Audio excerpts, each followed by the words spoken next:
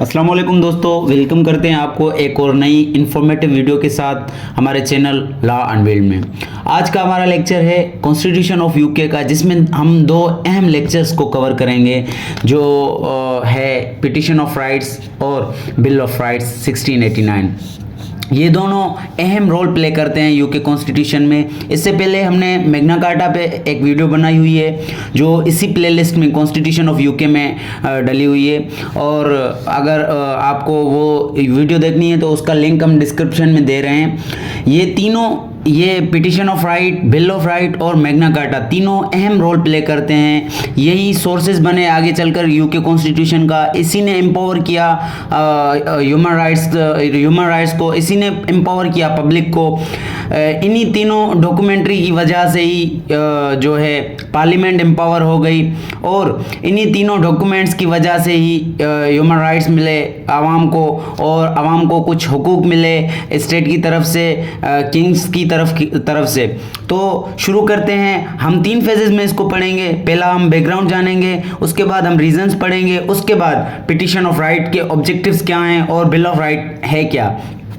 तो सबसे पहले शुरू करते हैं हम अपना पिटिशन ऑफ राइट, उसका बैकग्राउंड जान लेते हैं। ये जो है सेकंड स्टेप है टुवर्ड्स पब्लिक राइट्स, क्योंकि फर्स्ट स्टेप मैग्ना कार्टा 1215 को माना जाता है। सेकेंड स्टेप ये है पब्लिक राइट्स। और ये इसकी बैकग्राउंड थोड़ा सा जान लेते हैं कि ये हुआ कैसे। जब यूनियन ऑफ क्राउन हैपन हुआ था 1603 में, तो क्वीन एलिजाबेथ वन थी, उसकी कोई भी उसका सक्सेसर नहीं था। तो जेम्स 6, जिसको स्कॉटलैंड में जेम्स 6 कहा जाता था, लेकिन इंग्लैंड में जेम्स 1 के नाम से मशहूर था, तो उसको किंग बनाया गया था। इसको कहते हैं कि यूनियन ऑफ क्राउन। जब यूनियन ऑफ क्राउन हुआ था तो जेम्स 6 का बेटा था चार्ल्स 1, वो अपने आप को लॉ से अबव समझने लगा। वो कहने लगा कि मैं ही लॉ हूँ और मेरे पास डिवाइन पावर्स हैं और लॉ वगैरह कुछ भी नहीं है मेरे सामने। उसने लॉ को मानना भी जो है ना रिफ्यूज़ कर दिया। तो चार्ल्स फर्स्ट का इसी बात पे कॉन्फ्लिक्ट शुरू हो गया पार्लियामेंट के साथ। ये हो गया चार्ल्स फर्स्ट वर्सेस पार्लियामेंट। तो ये हो गया चार्ल्स फर्स्ट वर्सेस पार्लियामेंट। अभी हम थोड़ा सा जान लेते हैं कि क्रिश्चियनिटी जो है वो दो ब्रांचेस में बटी हुई है। एक होते हैं कैथोलिक, दूसरे होते हैं प्रोटेस्टेंट। कैथोलिक जो पोप को पूजते हैं, जो पादरी को पूजते हैं, बड़ा पादरी होता है उसको पूजते हैं। जैसे हम देखते रहते हैं आमतौर पे कि कोई कन्फेस करता है जाके पोप के सामने कि मैंने ये गुनाह किया है, मतलब वो होते हैं कैथोलिक। और दूसरे होते हैं प्रोटेस्टेंट क्रिश्चियनिटी में, जो डायरेक्ट खुदा को पूजते हैं, डायरेक्ट गॉड को पूजते हैं। ये आप अपने माइंड में रखिएगा। आगे कैथोलिक और प्रोटेस्टेंट का जिक्र है तो आगे ये आपके माइंड में हो कि कैथोलिक क्या है और प्रोटेस्टेंट क्या है। और अभी भी इंग्लैंड में जो तादाद है ज़्यादा वो प्रोटेस्टेंट की है, और अभी भी किंग जो है या क्वीन है या क्राउन है जो भी है वो प्रोटेस्टेंट ही बन सकता है। अभी हम जान लेते हैं reasons of petition of right के। पिटिशन ऑफ राइट्स के वजूहात क्या थे, किस वजूहात पर पिटिशन ऑफ राइट हुई थी। चार्ल्स फर्स्ट था, उसने शादी किया था एक कैथोलिक गर्ल से जिसका नाम था मैरिया। तो उससे उसने शादी की। तो प्रोटेस्टेंट जो लोग थे वो बहुत ही नाराज़ हो गए उससे, चार्ल्स फर्स्ट से। ये बेटा था जेम्स का। और सबसे पहली वजह ये थी कि लोग प्रोटेस्टेंट लोग थे वो नाराज़ हो गए थे। दूसरी वजह ये थी कि स्पेनिश वार 1625, इंग्लैंड का कॉन्फ्लिक्ट चल रहा था विद स्पेन के साथ उसका जंग चल रहा था, और फ्रांस के साथ भी। तो पार्लियामेंट ने चार्ल्स फर्स्ट से क्वेश्चंस राइज किए कि व्हाई दिस वार्स हैपन, ये वार्स क्यों हो रहे हैं। तो इसी बात पर चार्ल्स को गुस्सा आ गया और चार्ल्स ने जो है ना पार्लियामेंट को डिसॉल्व कर दिया, फर्स्ट पार्लियामेंट को। ये भी एक वजह थी पार्लियामेंट डिसॉल्व करने की, और आगे एक दो और वजूहात भी थी, वो मैं आपको अभी डिस्कस कर रहा हूँ। किंग ने जो है ना, उसकी वाइफ थी कैथोलिक, तो किंग ने इग्नोर करना शुरू कर दिया प्रोटेस्टेंट लोगों को, और वो लॉयल बनता चला गया कैथोलिक्स के साथ। ये भी रीजंस में आ जाती है पिटिशन ऑफ राइट की। और उसके अलावा पार्लियामेंट ने जो है ना रिफ्यूज़ किया टू पे टैक्स। ये भी एक वजह थी। पहले तो पार्लियामेंट ने क्वेश्चन राइज किए किंग के सामने सामने, चार्ल्स के सामने। अभी पार्लियामेंट ने रिफ्यूज कर दिया पे टैक्स भरने से, तो जो है चार्ल्स ने फोर्स लोन इम्पोज किया। तो और जो है जंग भी चल रही थी, तो इसलिए जो है ना इंग्लैंड बैंक करप्ट होती जा रही थी, इंग्लैंड के पास इतना पैसा नहीं था, तो इसलिए फोर्स लोन चार्ल्स फर्स्ट ने राइज किया इंग्लैंड की आवाम पर। तो किंग ने पार्लियामेंट को डिसॉल्व कर दी, क्योंकि पार्लियामेंट इंटरफेयर कर रही थी किंग के मैटर्स में, और टैक्स पे करने से भी रिफ्यूज किया। तो किंग ने सेकंड पार्लियामेंट का इजलास बुलाया फरवरी 1628 को। ये पार्लियामेंट भी किंग के खिलाफ थी, ये भी मतलब अंदरूनी तौर पर किंग के खिलाफ थी, और उनको एक मतलब इनकी आग में एक चिंगारी लग गई जब ड्यूक ऑफ वेसेक्स था, जो बकिंगम जिसका नाम था, ये फ्रेंड था किसका, चार्ल्स का, किंग का। ये एक्सपीडिशन एक खास मशीन करता था किंग के लिए। एक्सपीडिशन मतलब फैलाव, मतलब इंग्लैंड इसी उसमें बढ़ा था कि इंग्लैंड की इतनी सारी कॉलोनीज थी, तो वो फैलाव किया करते थे, जहां भी खाली जगह मिला वहां पे कब्जा कर लेते थे। तो उनका स्पेन का जो एक्सपीडिशन था वो फेल हो गया, जिसकी वजह से वार भी शुरू हो गई थी इंग्लैंड और स्पेन की। तो पार्लियामेंट जो सेकंड पार्लियामेंट थी उसने किंग से कहा कि बकिंगम को इम्पीच किया जाए, बकिंगम को उतारा जाए, उससे सवालात पूछे जाएं कि एक्सपीडिशन क्यों हुई है। तो किंग ने कहा कि मैं अपने दोस्त को इम्पीच नहीं करूंगा। तो किंग ने सेकंड पार्लियामेंट भी डिसॉल्व कर दी, और चीफ जस्टिस जो थे उन्होंने फोर्स लोन को इलीगल डिक्लेयर किया। किंग ने जो है चीफ जस्टिस को ही डिसमिस कर दिया, और सिविल वार भी चल रही थी, public versus state, public versus king civil war भी शुरू हो गई थी इसी दौरान। ये भी एक वजह है पिटिशन ऑफ राइट की। और थर्ड पार्लियामेंट जब किंग ने बनाई, तो थर्ड पार्लियामेंट ने जो है वो पिटिशन ऑफ राइट जो है किंग से जबरदस्ती साइन करवाई। किंग जो है रेडी नहीं था इसको साइन करने में। 7 जून 1628 को ये पिटिशन ऑफ राइट साइन की गई। तो दोस्तों अभी रीजंस और बैकग्राउंड हो गए पिटिशन ऑफ राइट के। अभी हम जान लेते हैं कि पिटिशन ऑफ राइट है क्या, पिटिशन ऑफ राइट के मेन ऑब्जेक्टिव्स, उसमें नुमाया खद्दोख्वार क्या हैं। तो सबसे पहली बात ये प्रोविजन रखी गई थी कि जो है no tax without permission of parliament, parliament की परमिशन के बगैर कोई भी टैक्स जो है इम्पोज नहीं किया जाएगा। With the permission of parliament tax impose किया जाएगा। Without due process of law arrest and detention, no arrest and detention, के कानून के बगैर, ड्यू प्रोसेस ऑफ लॉ के बगैर किसी को भी अरेस्ट और डिटेन नहीं किया जाएगा। क्योंकि ये बात भी रीजंस में आती है। अर्लियर जो है 17 नाइट्स और जेंटलमैन्स को गिरफ्तार किया गया था। तो इसमें ये प्रोविजन इसलिए रखी गई थी कि किसी को भी बिला वजह जो है अरेस्ट भी नहीं किया जाएगा और हिरासत में भी नहीं रखा जाएगा किसी को बिला वजह। The burden of soldiers will not put on public, soldiers का जो बर्डन है वो पब्लिक पर नहीं रखा जाएगा, क्योंकि जंग का माहौल चल रहा था, जंग चल रही थी इंग्लैंड की। तो जो सोल्जर्स का बर्डन था वो डायरेक्टली जो है अवाम पर आ रहा था। अवाम की प्रॉपर्टीज छीन ली जा रही थी टैक्स के पर्पज से, अवाम से ज़्यादा टैक्स कलेक्ट किया जा रहा था। तो इसलिए ये प्रोविजन रखी गई थी इसमें कि सोल्जर्स का जो बर्डन है वो पब्लिक पर डायरेक्टली नहीं आएगा। और no punishment under martial law, के फौज जो है कब्जे कर रही थी, तो फौज जो है ना किसी को भी अपनी कस्टडी में नहीं रखेगी, उसको कोई भी सजा जो है अपने आप से नहीं देगी। जो उन्होंने कोर्ट सिस्टम था, जो भी उन्होंने सिस्टम था उसके तहत उसको डील किया जाएगा। मिलिट्री किसी को भी सजा नहीं देगी।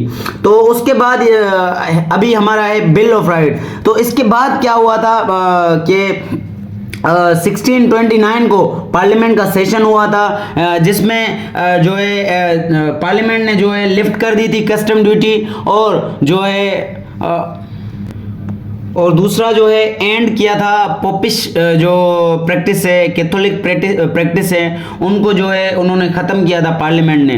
तो किंग को इस बात पर गुस्सा आ गया और किंग ने जो है 11 साल तक पार्लियामेंट को एडजर्न किया, मतलब एक किस्म से ये पार्लियामेंट को ख़त्म कर दिया। थर्ड पार्लियामेंट को भी किंग ने 11 साल तक कोई भी सेशन नहीं हुआ पार्लियामेंट का। आफ्टर 11 ईयर्स जब पार्लियामेंट का सेशन हुआ था 1641 में, 1641 में जब पार्लियामेंट का सेशन हुआ तो उन्होंने जो है अपनी मिलिट्री बना चुकी थी पार्लियामेंट, और पार्लियामेंट की मिलिट्री ने जो है कैप्चर किया था 1647 में किंग को, किंग चार्ल्स को, और उसको गिरफ्तार किया था। तो एक जंग छिड़ गई थी पार्लियामेंट वर्सेस किंग, और जो है किंग ने जो है एक बगावत भी शुरू करवाई थी अवाम की तरफ से। तो किंग ने और ये भी कहा कि मैं जो है अबव द लॉ हूँ, आप मुझे कैसे ट्रायल, मेरा कैसा ट्रायल चल सकता है, और ये जो ट्रायल है वो इलीगल है। और जो है 1649 को पार्लियामेंट की मिलिट्री ने इसका सर कलम कर दिया। 1649 को किंग चार्ल्स का जो है सर कलम कर दिया। 1649 से लेकर 1658 तक ओलिवर क्रैम्बल जो पार्लियामेंट का बड़ा था, लीडर था, उसने डिक्टेटरशिप कायम की थी 1649 से लेकर 1658 तक। और 1658 में जब ओलिवर क्रैम्बल मरा तो अवाम के सामने दो ऑप्शंस थे, या तो डिक्टेटरशिप को कायम किया जाए जो है ओलिवर क्रैम्बल बना चुका था, या तो अपना जो है किंगशिप या मोनार्की फिर से एस्टेब्लिश की जाए। तो उन्होंने 1660 में जो है फिर से मोनार्की की तरफ देखा और मोनार्की की तरफ चले गए। जो ये पीरियड था 1649 से लेकर 1658 तक, इसी पीरियड में इंग्लैंड को रिपब्लिक बनाया ओलिवर क्रैम्बल ने, और for the first time England को रिपब्लिक डिक्लेयर किया गया था इसी पीरियड में। और 1660 में फिर से लोगों ने ये सोचा कि हम मोनार्की फिर से कायम करेंगे। तो अभी आते हैं हम बिल ऑफ राइट में 1689 में। जब 1660 में उन्होंने नॉमिनेट किया चार्ल्स टू को, जेम्स सिक्स था जो यूनियन ऑफ क्राउन में आया था, जो क्वीन एलिजाबेथ की कोई भी सक्सेसर नहीं था, तो ये आया था। तो उसके दो बेटे थे, एक था चार्ल्स फर्स्ट, दूसरा था जेम्स टू।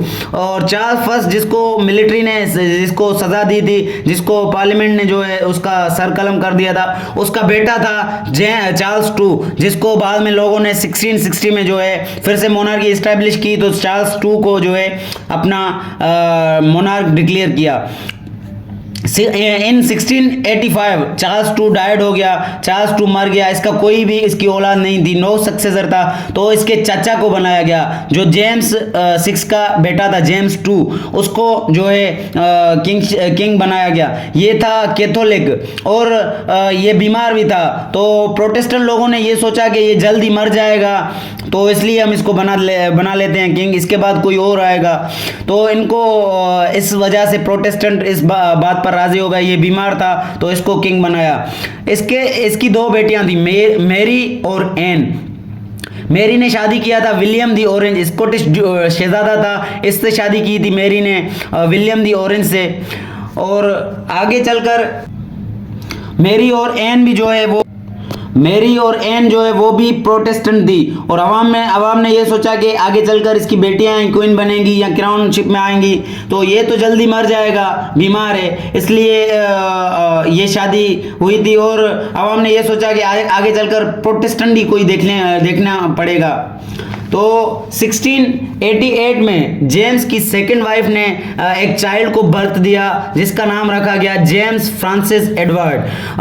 ये इस बात पर प्रोटेस्टेंट लोग बहुत ही शॉक हो गए और परेशान हो गए कि इसका किंग का कोई और वायरस आ गया, जेम्स टू का, उसका बेटा, जाहिर सी बात है मोनार्की ऐसे ही चलती आती है, वो मर गया तो उसका बेटा, उसका बेटा मर गया तो उसका बेटा, तो इसका बेटा आ गया। और इस बात पर प्रोटेस्टेंट लोग बहुत ही शौक हो गए। तो जेम्स टू ने यह भी डिक्लेयर किया कि I will rise my son as Catholic, कि मैं अपने बेटे को कैथोलिक बनाकर ही बड़ा करूंगा। तो इंग्लैंड पीपल ने जो है इनवाइट किया, प्रोटेस्टेंट पीपल थे, उन्होंने इनवाइट किया विलियम दी ऑरेंज, जो दामाद था जेम्स का, जो मैरी का जो है हस्बैंड था, और वो भी प्रोटेस्टेंट था। तो इन्होंने इनवाइट किया इसको कि आप आओ और इनवाइट करो, क्योंकि जो है प्रोटेस्टेंट लोग अभी राजी नहीं थे किंग जेम्स के साथ। तो 1689 में उसने विलियम दी ऑरेंज ने इनवाइट किया इंग्लैंड पर, और जेम्स टू जो मैरी का बाप था, तो वो भाग गया, एस्केप हो गया फ्रांस में।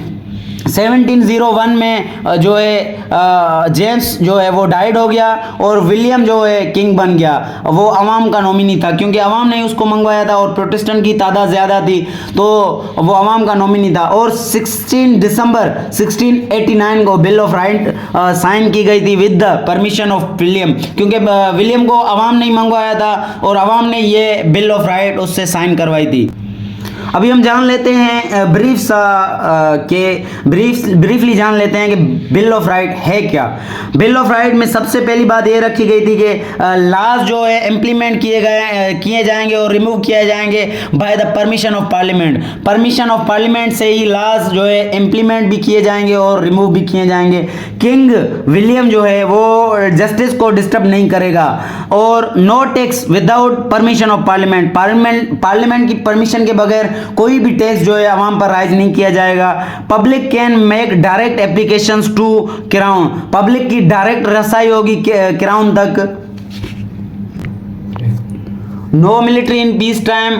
फिफ्थ पॉइंट इसका ये था कि पीस टाइम में कोई भी मिलिट्री नहीं होगी। अगर मिलिट्री रखा जाए भी तो वो by the permission of parliament, permission of parliament से रखा जाएगा। उसके अलावा स्टेट रिलीजन जो होगा वो होगा प्रोटेस्टेंट। और जो है मैंने आपको पहले ही बताया था प्रोटेस्टेंट लोग वो होते हैं जो डायरेक्टली खुदा को पूजते हैं। मैंने क्रिश्चियनिटी के ब्रांचेस में बताया था आपको पिटिशन ऑफ राइट में। और पार्लियामेंट मेंबर्स जो हैं फ्री टू स्पीच होंगे, उनको कोर्ट में नहीं लाया जाएगा इस बिना पर कि उन्होंने कोई गलत बात की है पार्लियामेंट में। इसको हम कहते हैं फिलिबस्टिंग पावर। मतलब उनको फिलिबस्टिंग पावर मिल गई थी और वो कोर्ट में हेल्ड नहीं किया जाएगा उनको किसी भी पार्लियामेंट के मसले में। और इन ईयर 1 सेशन इज कंपलसरी। एक सेशन जो है साल में पार्लियामेंट का ज़रूरी होगा। तो दोस्तों ये था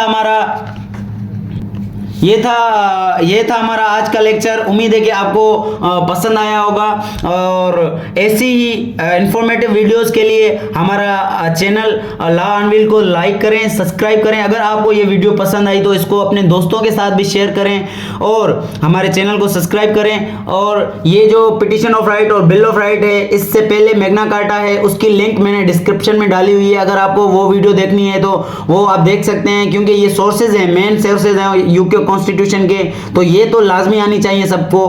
और इनके फवायद ये हैं कि इन्होंने पार्लियामेंट को स्ट्रॉन्ग किया, इन्होंने पब्लिक को स्ट्रॉन्ग किया। मैग्ना कार्टा और Magna carta petition of right of bill और बिल ऑफ राइट ने आवाम को जो है स्ट्रॉन्ग किया, आवाम को राइट्स दिलाए और इससे पार्लियामेंट स्ट्रॉन्ग हो गई और इससे समहाउ जो है डेमोक्रेसी एस्टेब्लिश हो गई। तो हमारे चैनल लॉ अनवील को लाइक करें, सब्सक्राइब करें और अपने दोस्तों के साथ शेयर करें। Thank you.